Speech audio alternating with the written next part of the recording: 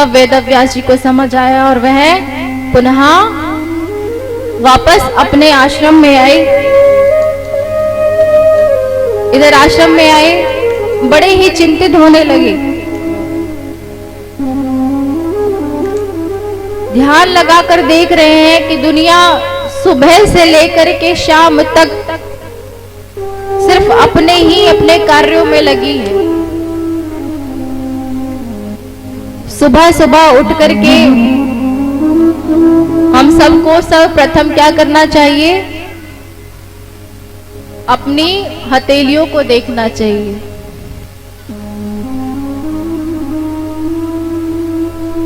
और सर्वप्रथम प्रणाम करना चाहिए धरती माता को कि हम आप पर आज अपना पैर रखने का गुनाह कर रहे हैं। प्रणाम करना चाहिए, पर लोग क्या कर रहे हैं?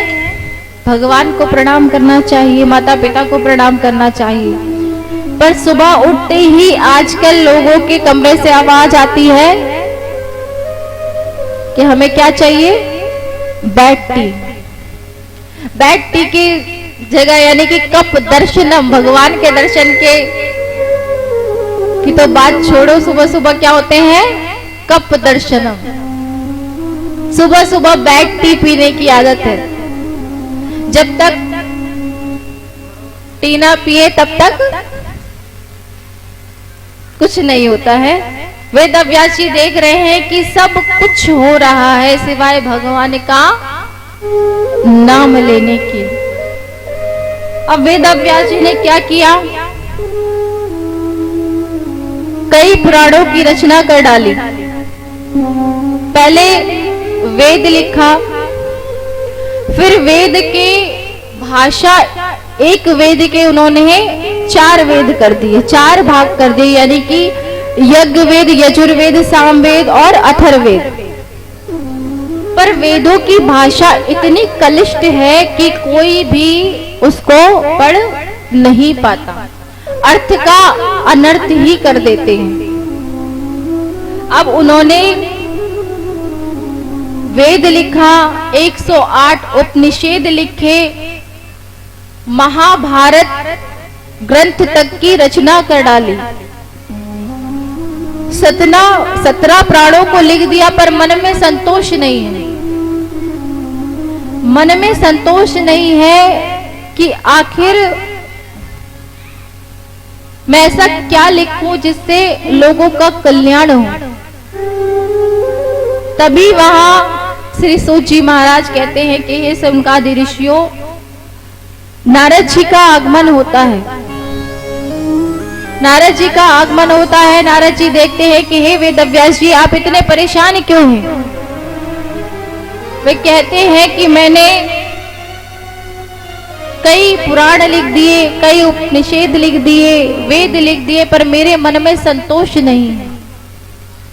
मुझे समझ नहीं आ रहा है कि किस प्रकार इस मानव का कल्याण हो। तब नारद जी कहने लगे कि आपने क्या नहीं किया? आपने कृष्ण कथा नहीं लिखी।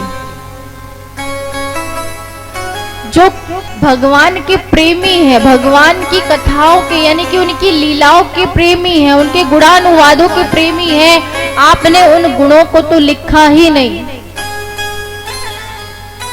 और जब तक आप वो नहीं लिखेंगे, जब तक आपके मन में संतोष नहीं होगा।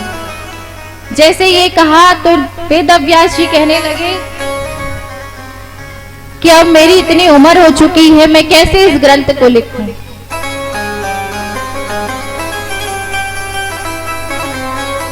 तब नारद जी कहते हैं कि देखो, मैं तुम्हें अपने पूर्व जन्म का वृत्तांत बताता हूं कि मैं एक दासी पुत्र था। पूर्व जन्म में आज तुम्हारे सामने जो नारायण की दी हुई वीणा को लेकर के नारायण नारायण करता रहता है, वो पूर्व जन्म में कौन था? एक दासी का पुत्र था। कि नारायण नारायण जो हर समय मैं भगवान का नाम लेता हूँ, नारायण की इतनी असीम कृपा है कि मैं उनके पुत्र का पुत्र हूँ। यानी कि नारायण के जो पुत्र हैं वो ब्रह्मा जी हैं और ब्रह्मा जी के पुत्र नारद जी हैं।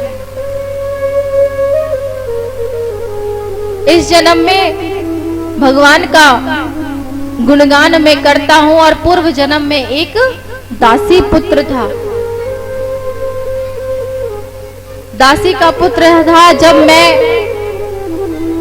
पैदा हुआ तब मेरे पिताजी का देहांत हो गया। मेरी माता मुझे अकेले ही संतों के आश्रम में लेकर के चली गई, वहां सेवा इत्यादि करती। और एक बार वहां आश्रम में बड़े बड़े संतों का आगमन हुआ। जब संतों का आगमन हुआ तो तब मैंने देखा कि वहां हर समय भगवान के भजन में, भगवान के नाम में लगे रहते थे। अब मैं छोटा सा उनके साथ भगवान की आराधना करने लगा, उनका पूजन करने लगा, उनका भजन करने लगा। मेरा मन भगवान का ही हो गया। और जब वह संत वहां से जाने लगे तो मैं उनके साथ ही जाने लगा।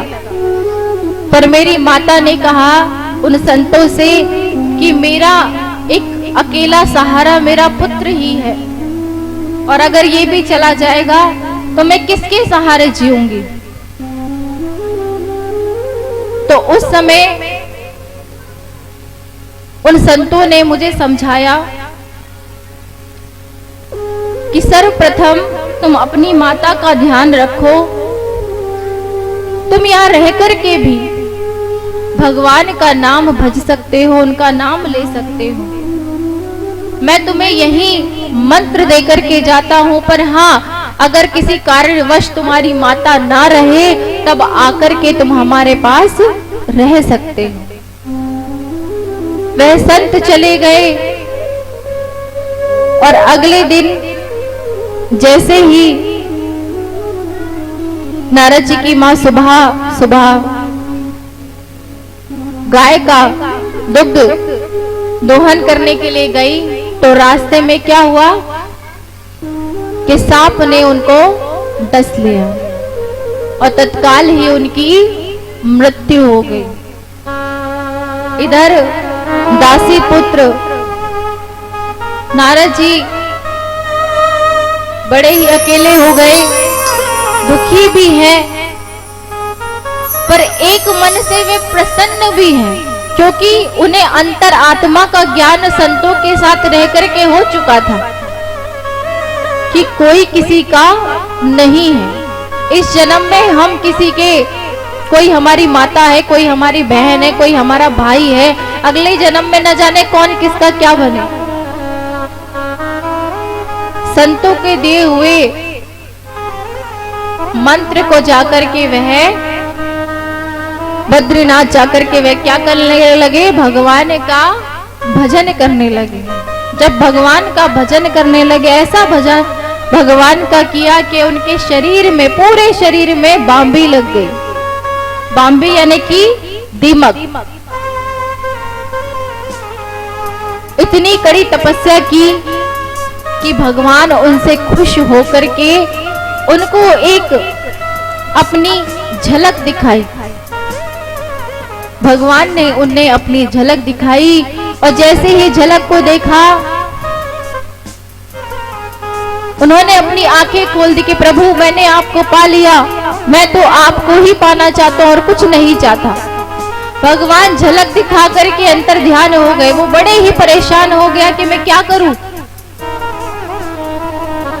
मैं भगवान अब आपके बिना नहीं जी सकता, मैं तो मरने जा रहा हूं।